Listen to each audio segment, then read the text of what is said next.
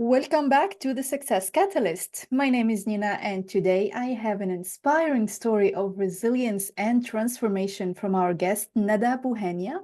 Born and raised in Morocco, Nada moved to France at 19 for higher education, attending one of the top 10 business schools in France, while also studying law at university.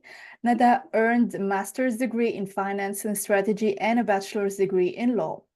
After graduation, Nada worked as a consultant in several prestigious and selective firms in Paris. However, this demanding career led to a severe burnout, impacting Nada mentally, physically, and emotionally. Demonstrating remarkable determination, Nada turned this painful experience into a transformative journey, emerging as a successful six-figure entrepreneur and a sought-after mindset and health coach. I'm eager to hear about Nada's journey from burnout to business success and the valuable insights Nada has to share on overcoming adversity and thriving in both health and business. Welcome to the show, Nada. Thank you so much. I'm glad to be here with you. I'm so happy. This is my first podcast, and I'm happy to be your guest. And I'm happy to have you. So I want to learn more about what you do. And my first question is about this big transition that you made from your studies to a consulting career in Paris. Can you walk us through some of the highlights and successes that you experienced during that time? And then how did the demanding nature of consulting ultimately led to burnout? Okay, so let's take it step by step. I would first start with why I came to France, how I came to France. So yesterday, when I was preparing for the podcast, I figured out that I had a vision since I was 6 or 7. I always wanted to come to France. So in my mind, I told myself, Neda, once you have your baccalaureate, you will go to France and you will have your own flat. You will earn a lot of money and you will be very successful. So I had it since I was very young. And somehow I associated France with excellence, speaking French with excellence. So so I always had this vision that I will come to France. So after my baccalaureate, I did 2 years of preparatory classes. And then I came to France. I studied here. I took up a lot of challenges since day one, because, I came to France by myself. When I arrived to France, I felt like I was in a movie. So it was really challenging. And as you said, I went to one of the top 10 business school. I also, as I said earlier, as I'm a very achiever person, I went also to university. And after graduation, I started working in consulting in Paris. Okay. Again,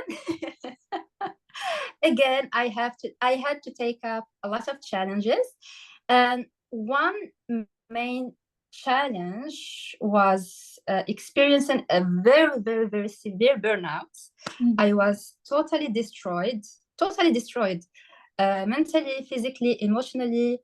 I was also wondering if one day I will be able to work again, if one day I will recover my health. So it was really a tough experience. And now that I'm talking about it, I feel my heart is shaking, racing.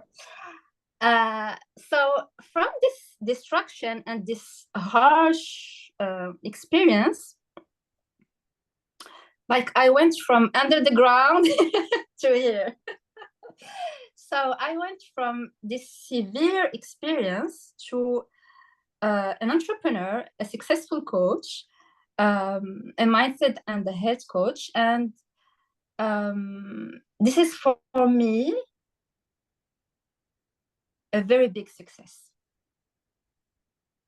I believe this, because what you said about your vision at the beginning, it's I think something very usual for someone to have this vision, to go to France, to speak French, to work in a prestigious firm, to attend one of the top 10 universities in France. That's all glamorous until it hit hard, until you get this burnout and you don't know like what happened in between, what changed.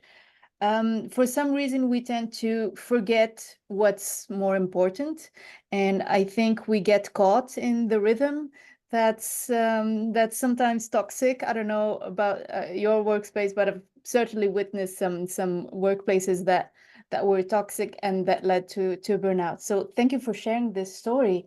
And now what I want to know is, I mean, burnout can be incredibly debilitating, could be really Yes. uh, yeah, very severe as an experience, so I can totally imagine. But what steps did you take to overcome this experience, both mentally and physically? Okay, so just to make it clear, when I experienced burnout, I was on a sick leave Mhm. for 2 years and a half. Oh my God, okay. So it was really, really hard. So during this sick leave, so this sick leave was for me the best thing that ever happened to me. Because I took time to like analyze what happened, Mm. and I took time to see what's important for me and how I want to live my life after. Mhm. And yeah, and to answer your question, what steps did I take to overcome burnout? First, I am a very, very spiritual and religious person. So I relied a lot on religion to overcome burnout. So I was reading Quran a lot, doing my dhikrs, going to the mosque when I could. So yeah, my faith, my spirituality, my relationship with God helped me a lot with overcoming burnouts. Also, I'm a person who likes a lot the contact with nature. So Okay. I so I spent a lot of time walking in forests, Mhm. by the beach. I used to walk, I think, at least 2 hours per day, and this Oh, helped me a lot wow. to overcome my burnout. Yeah, I also was doing meditation, breath work every day. I also took care of what I was eating. I was eating really biological stuff. I was eating at certain times. I'm not eating all the day. I was also being like coach. I had a coach. I Mhm. had a coach who she had experienced burnout herself. So she Okay. helped me a lot. I had a coach. I had a psychologist. I had Mhm. a team working with me, a coach, psychologist, psychiatrist. Psychiatrist, I went to see him once, and I had my physician. So Mhm. all this team was working with me, and I was also, on social media, I was following a lot of coaches. Mhm. So it's like I created an environment of coaching, and this helped me a lot to overcome burnout.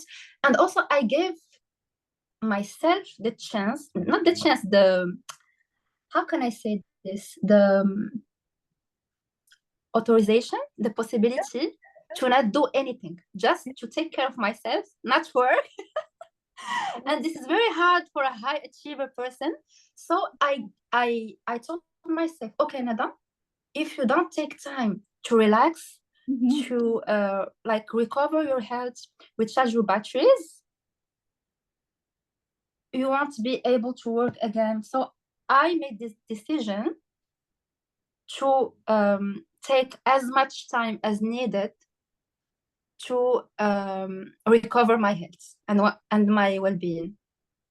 So if I can summarize the steps that you took, being in nature, like grounding and connecting and taking long walks and enjoying the calm and the connection with nature, a healthy diet, that's important. allowing yourself to rest and to take care of yourself. That's very important, because I think people tend to look for short-term solutions, especially with stress and burnout. They took like maybe they take a pill or go to see a therapist for a few times and just expect the problem to resolve itself. You have to allow yourself to take the time and invest that effort, that energy, and that time, maybe the money that you needed to allow yourself all that help with therapists and doctors and coaches. That's very important as well, to have a coach, to have a mentor, to keep you accountable, to follow you, and really maybe take your hand and really allow you to have this this mentorship and this experience, especially from a person who has been there. I always cite the example of like the good mentor needs to come from the place that you are going through now, or the place you are now. And like the fat fitness coach, the image of Yes. like, what are you trying to teach me here? To be not like you? Like, if your method is working, why is it not for you? That's honestly, that's the question. Like, I'm not judging, but that's the question. If you teach me fitness, you have to be fit first. So it's very good that you looked for help from someone who has been through this burnout experience. And I appreciate the resilience and the patience that you demonstrated throughout this experience. So kudos to you, really, bravo. Thank you so much. I celebrate myself. So, I mean, now I think at some point, and correct me if I'm wrong, at some point that you surrounded yourself with this coaching community, coaches, therapists, doctors, mentors. You found yourself drawn to this world of coaching, and you found yourself becoming an entrepreneur in coaching. So tell us more about that. Yes, to be honest, I've been attracted by coaching earlier, since 2015. I was like following a lot of coaches on YouTube, and even earlier, since I was very young, I was always interested in psychology. Mm-hmm. So I was interested in psychology, and since 2015, I started consuming content relating to coaching. I had my first coach in 2018. So I hired her, and during my sick leave, I told myself, first, this is a very hard experience. I don't want people to experience burnout, and even if they experience burnout, I want to help them. So Mm-hmm. this was my main my Purpose. main objective Yeah. Mm. behind becoming a coach.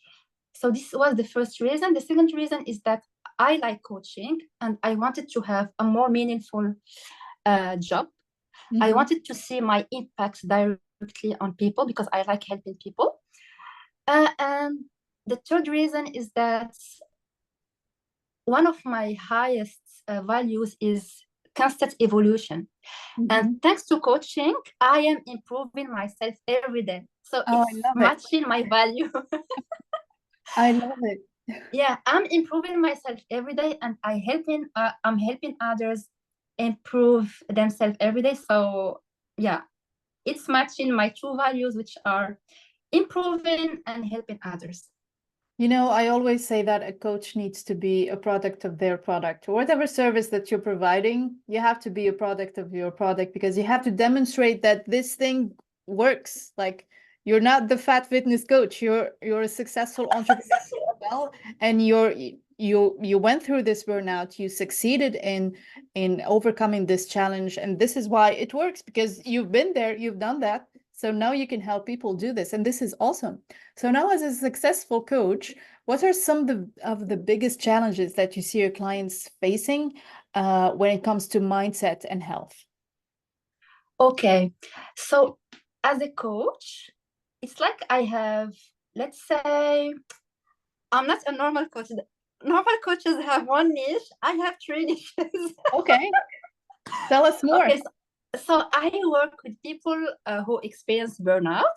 I Mhm. work with coaches who are lacking self-confidence and authenticity, and They have hard time to expose themselves on social media and sign clients. And I also work with people who want to take care of their health, who are suffering from insulin resistance, and they don't know that they are suffering from insulin resistance. So it's like I have three niches. But to come back to the first niche, which is burnout, what are the most common challenges? I would say the first challenge is that people are unaware of the fact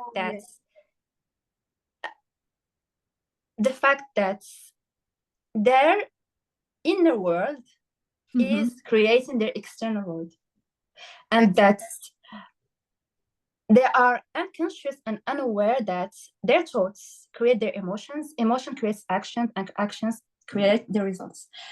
So they don't know that they have control over their thoughts, emotions, actions, and results. So this is the first challenge. For people with burnout, one of the biggest challenges is that they live in their mind, in their brain, and they are cut from their body. They don't feel their emotions. They are not even aware of their emotions. Also, one challenge that could be mentioned is that people who generally experience burnout are people who are running after something. They are linking their value to their achievements, and not linking their value to just being there, being the highest creation of God. Interesting, because we've learned that it's important to set up goals and it's important to be ambitious. But I guess what you're saying is be aware of the difference between setting up a good goal and really being in the journey, enjoying and having fun during that goal achievement journey, and just not be like I have the image in my mind of what is it called? Like the donkey with the carrot like in front of him, and he's just he keeps running towards the carrot, and the carrot is running with him because there's no reason. Yeah, it's just not achievable, and eventually losing touch with reality, losing this fun experience that is life, that is this journey of goal achievement, because goal achievement is not a chore. It needs to be enjoyed. I love that. Yes, and just before our podcast, I had a coaching session with my coach, and she told me you can achieve the same goal from different energies.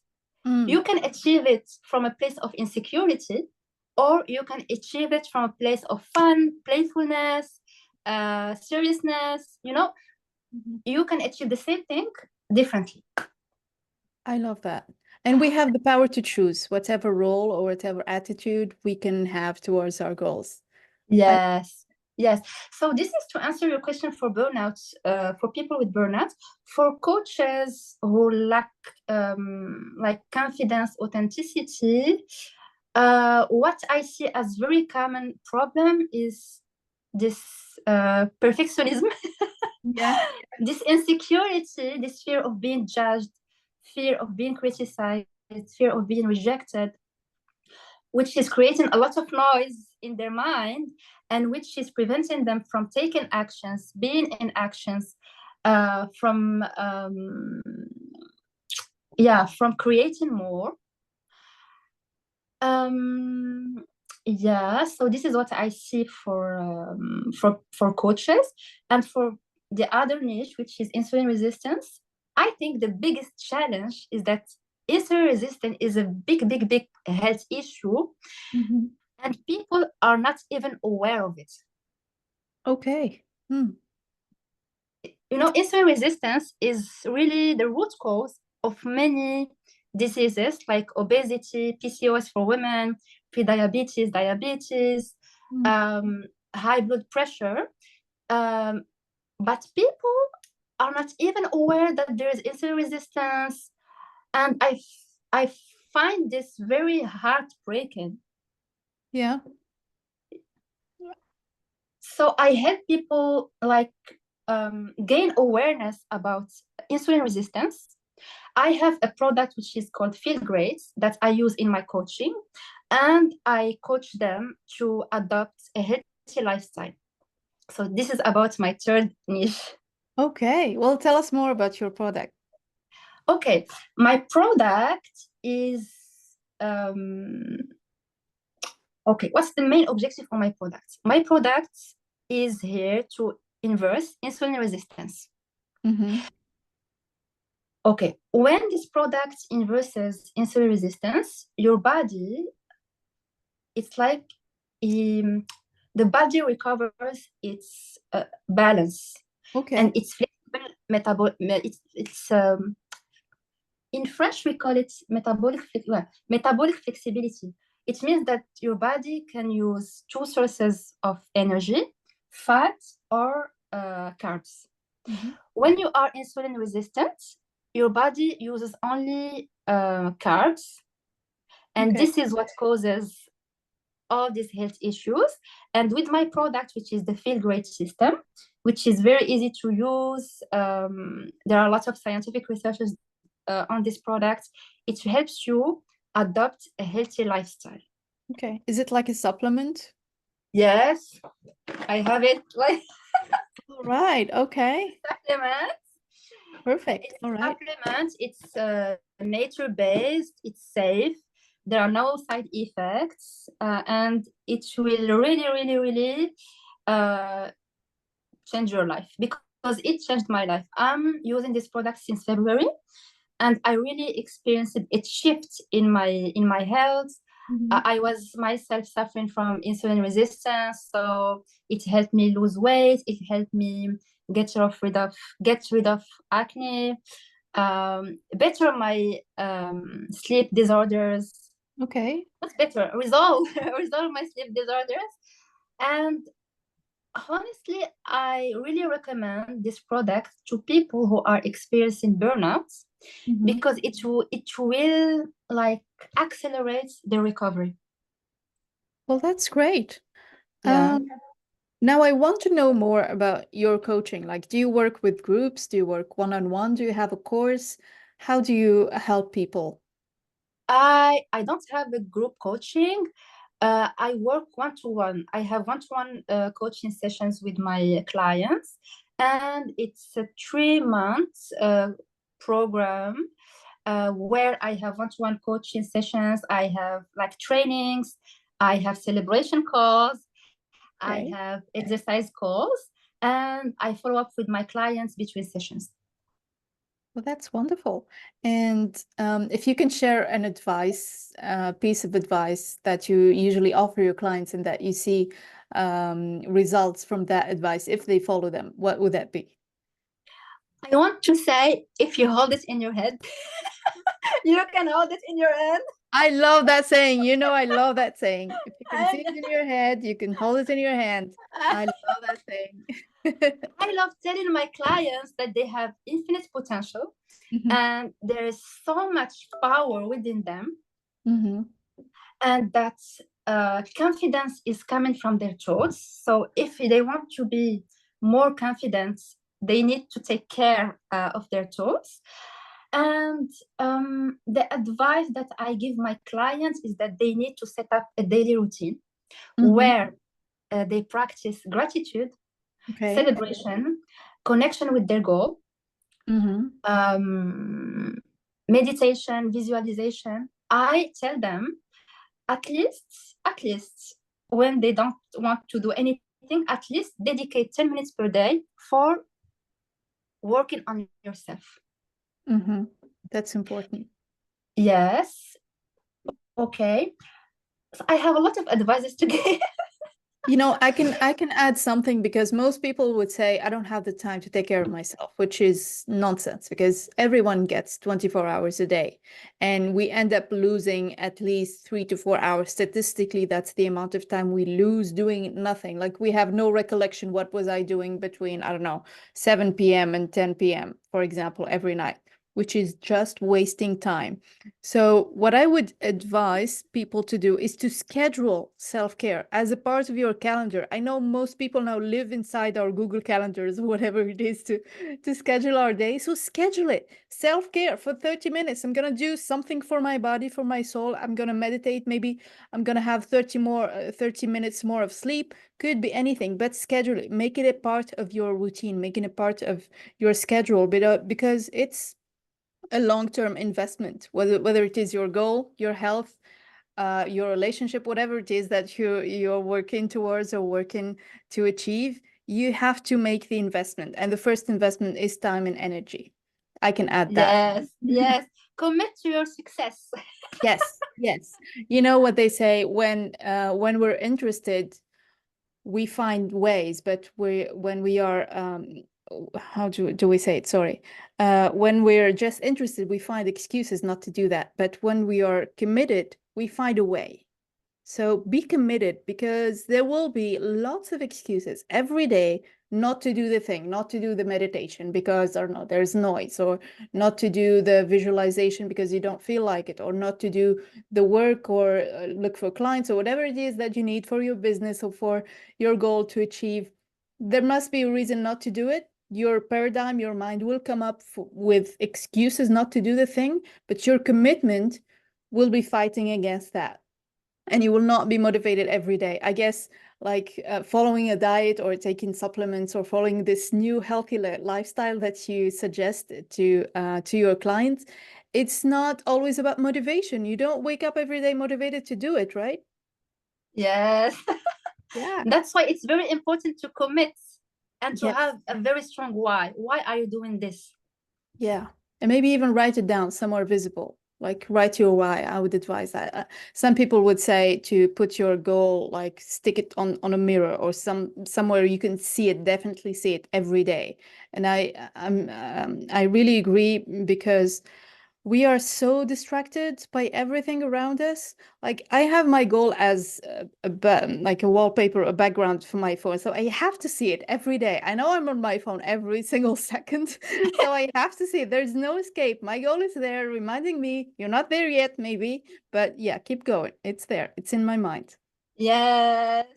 Yes, yes, yes. And you will achieve it, Nina. Absolutely. Yeah, that's the second biggest ingredient to success, that is belief. You have to believe it, because if you don't believe that you can achieve whatever you want, and you think it's, I don't know, too good for you, too big, too scary, too far, how are you going to make it? Like you will not be waking up tomorrow with everything working to your favor and everything already done. You have to do the work, and for you to do the work, you have to believe that you're able to. You cannot take Mm. like a big leap, a big jump in life, or even literally, if you don't believe that you can jump, right? So belief is Yes, maybe the most important ingredient to success. yes. Make the decision, Mhm. show up for yourself, don't quit, and enjoy your results. I love that. Thank you so much, Nida. You're So, welcome. now I want to know about your next steps. Like, is there anything specific you're working on or hoping to achieve in the coming years? Yes. You know, as I told you about insulin resistance and feel great system, now I'm fully, not fully, 80% Okay. focused on this project because I really believe in the potential of this project. So I have my own franchise Mhm. and I'm currently hiring other distributors. So I'm building my team. And my vision is to build a very international team Okay. and to be able to operate in many countries and to be able to help people from a health perspective and a financial perspective. So my vision is to grow, help my team grow, and help customers and potential distributors grow with us. Well, that's wonderful. I love that objective, because you're helping others grow as well. You're not growing alone. And one thing I notice about people that are ambitious or that have big goals is that there is some small fear of getting to the top and feeling alone. Like like everybody's still at the bottom and you're okay, you've made it, but now you're by yourself. And my response to that is bring everybody to the top with you. And this Yes. is just as amazing as an experience, you know? Yes. Nina, how can you say this in English? القمة تتسع للجميع. I don't know. Ah, Oh, yeah. There's room for everybody at the top. Yeah. yes, perfect. Perfect Yeah. translation. Okay. Took me a while to compile that. Yeah. Being trilingual is a challenge sometimes. Well, I really enjoyed talking to you, Nada. Thank you so much for these nuggets of wisdom that you shared with us today on the Success Catalyst. I wish you lots of success, and I'm following Thank you you so much. more about your adventures and how you're helping lots and lots of people with these aspects of life, that is health, burnout, success, entrepreneurship, finances, all kinds of things that you're helping people with. Bravo again for what you're doing. It's been a pleasure having you on this podcast. Thank you again, and we'll see you again in the next episode. Goodbye, everyone.